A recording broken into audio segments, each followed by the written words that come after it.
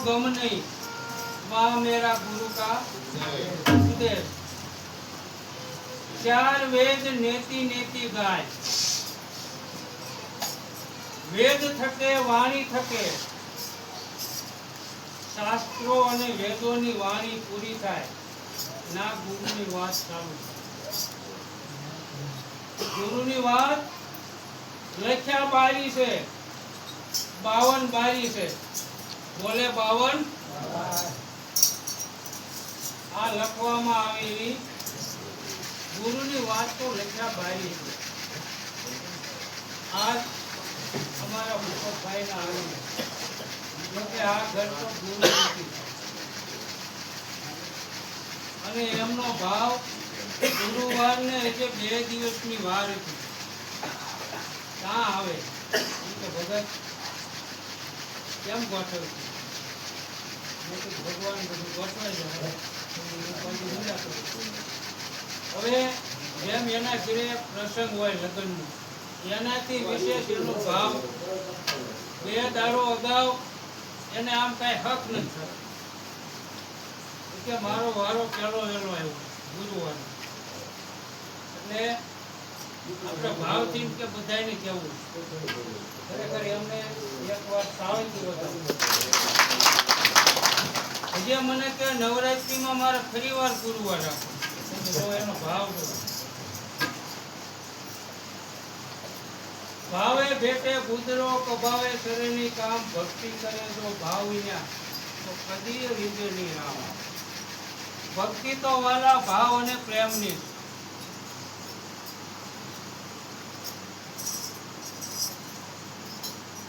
આ સંતો આપણે પાળિયાદ, ખતાધાર, સલાળા જ્યાં જ્યાં તમે જોવો પરબ તો એના મૂળમાં કોઈ સંત છે।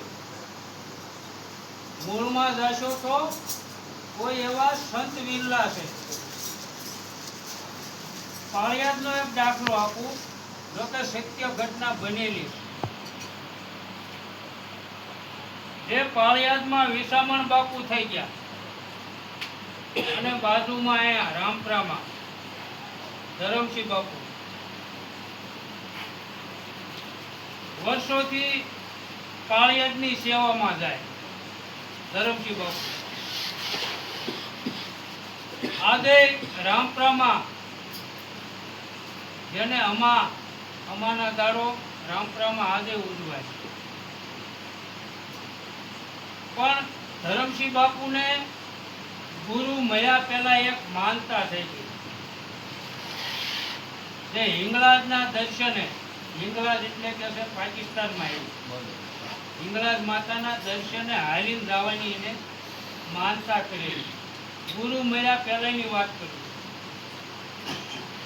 હવે સમય ઘણો થઈ ગયો પણ માનતા પૂરી નથી થઈ। એક દિવસ ધરમસિંહ બાપુ પાળિયાદ વહેલા વી ગયો 4 વાગે અને જઈને વિસામણ બાપુને કીધું, બાપુ આજ હું રોકાઈશ નહીં, આ સત્ય ઘટના બનેલી વાત કરું।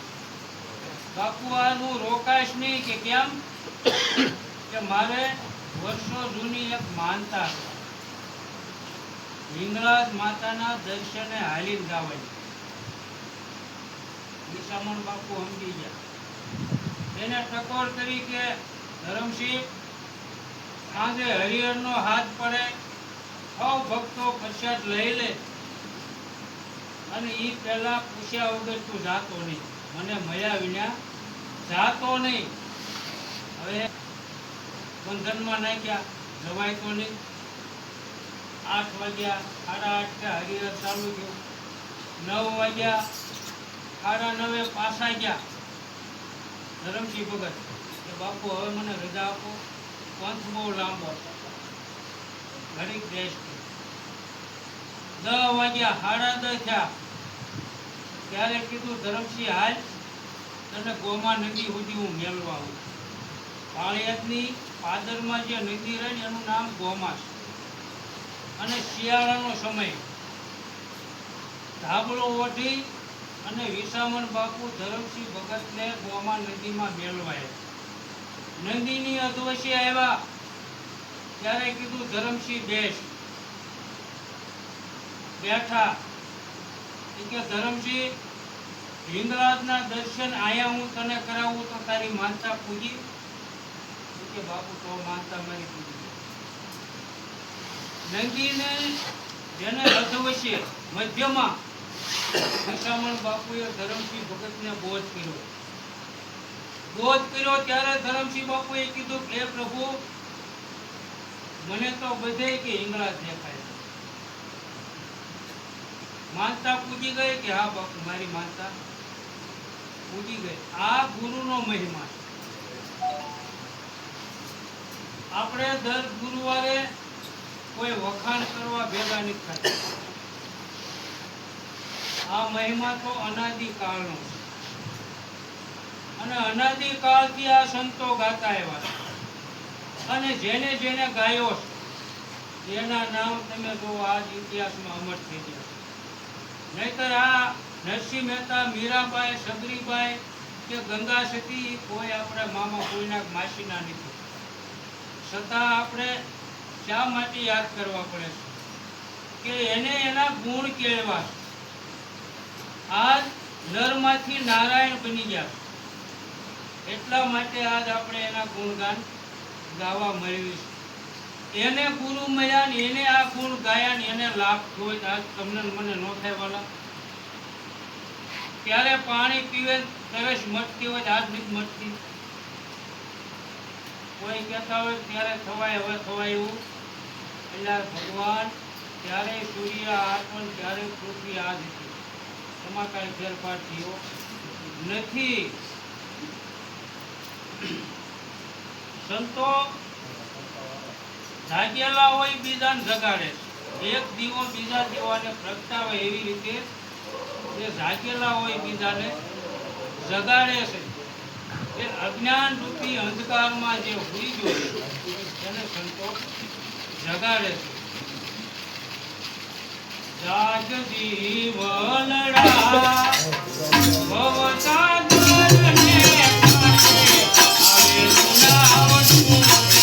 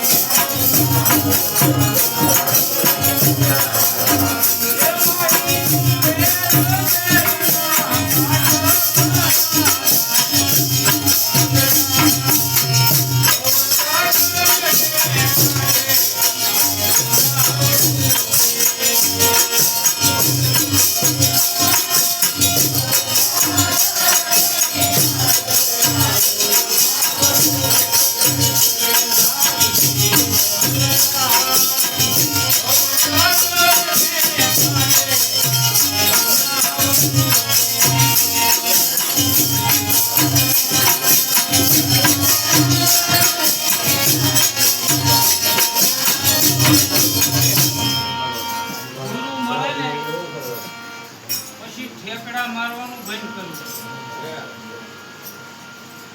એક દ્રષ્ટાંત આપું. એક ખિસકોલી અને એક દેડક્યો, બે પાકા મિત્ર. ખિસકોલી રે નાળિયેરીની ઉપર અને દેડક્યો રે નાળિયેરીના થળીએ. હવે આ કાયમનો બેને હથવારું. એક દિવસ ખિસકોલીએ કીધું કે દેડકાભાઈ, તમે અમારા મહેમાન થાવ. કે સારું, એક દી આવું. પણ કે જો ભાઈ, ના તમે આ ઠેકડા મારો એમ ઠેકડા મરાય. કે એમ તો કોણ, હું ડાયો અને બધું જ્ઞાન, ઠેકડો મારું. દેડકાભાઈ એક દી બન્યા મહેમાન. નાળિયેરી ઉપર ચડ્યા. ખિસકોલીએ કીધું કેમ ભાઈ, તમારો મલક જોયો એ કે બોન મલક તો બહુ સારો કે સારું. હવે તમે અહીંયા ઘડીક રોકા, હું તમારા માટે જમવાની વ્યવસ્થા કરું, પણ ધ્યાન રાખજો ભાઈ, ઠેકડો મારતા કે કાંઈ વાંધો નહીં બોન, મારી ઉપાધિ કરતા. કિસ્કોલી બેન એવા હેઠા એકતા ભાઈ બેઠા હતા, એવામાં પડખે એક માખી બેઠો. હવે આનો ખોરાક આમ કર્યું પણ માખી ઉડી ગઈ, ખામી બેઠી. આ ભાઈ માર્યો ઠેકડો, માખી ઉડી ગઈ. આવ્યા બેઠા, ગુરુ મળે તોય ઠેકડા મારે.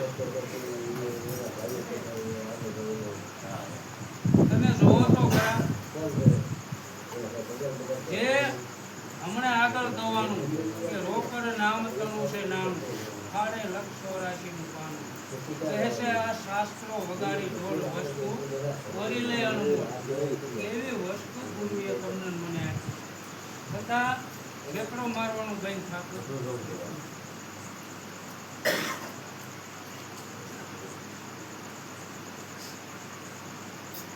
જે જે કૃષ્ણ ભગવાને અર્જુનને બોધ કર્યો કે હે અર્જુન, હું સર્વવ્યાપક છું, મારી વિનાની હોની અણી મેલો એટલી જગ્યા ખાલી.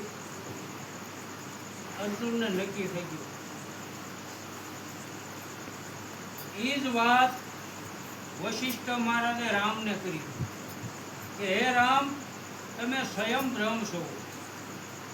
રામને દ્રઢ વાત નક્કી થઈ ગઈ. ઈ જ બોધ, ઈ જ વાત તમને મને કરી, પણ આપણને નક્કી થતું. જો ઠેકડા મારવાનું ભય થાય તો નક્કી થાય. પરમાત્મા કેવો છે તો કે દેખાય છે નહીં, આ આંખે દેખાય છે નહીં, અને છે એ ક્યારેય દેખાતો નહીં. હા કહું તો હે નહીં, અને ના કયો ના જાય. એક રાજાએ એક ભગતને કીધું કે ભગવાન છે. ભગત કે જો હું કહીશ ભગવાન છે તો પછી બતાય દેખાડાય એવો છે નહીં. ભગત કઈ બોલ્યા, 3 વાર બોલીશ, નહીં બોલ એટલે આ તલવારથી માથું જુદું કરીશ. રાજાએ 3 વાર કીધું ભગવાન છે, ભગવાન છે, ભગવાન છે. નો બોલ્યો એટલે માથું એટલે ધડથી જુદું કર્યું. એટલે માથું કપાઈ ગયું, પીડું બોલ્યું કે ભગવાન છે. રાજા કે પહેલા બોલવું હોત તો કાપે જ નહીં, મસ્તક કે પણ કપાઈને વિના બોલાય એવું નથી. જેને જેને ગુરુના ચરણમાં આ શીશ અર્પણ કર્યું છે એને વાત આવાલા સમજાય એવી, બધાને સમજાય એવી. પીરના સાટે તો આ ભક્તિ ઓરાય, તન મન ધન ત્યાં અર્પી દેવાય, પછી મળે છે મીઠડા મેવા. આ તો શીશ સાથે માલ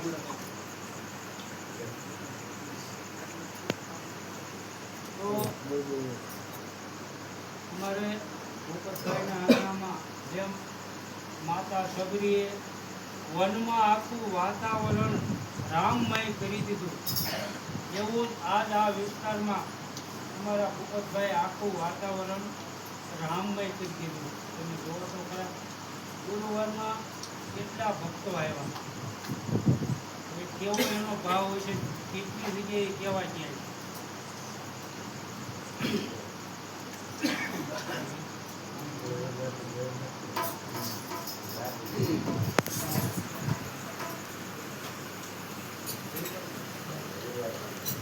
રવિવાર સાંજે લાખાભાઈ નારાયણભાઈ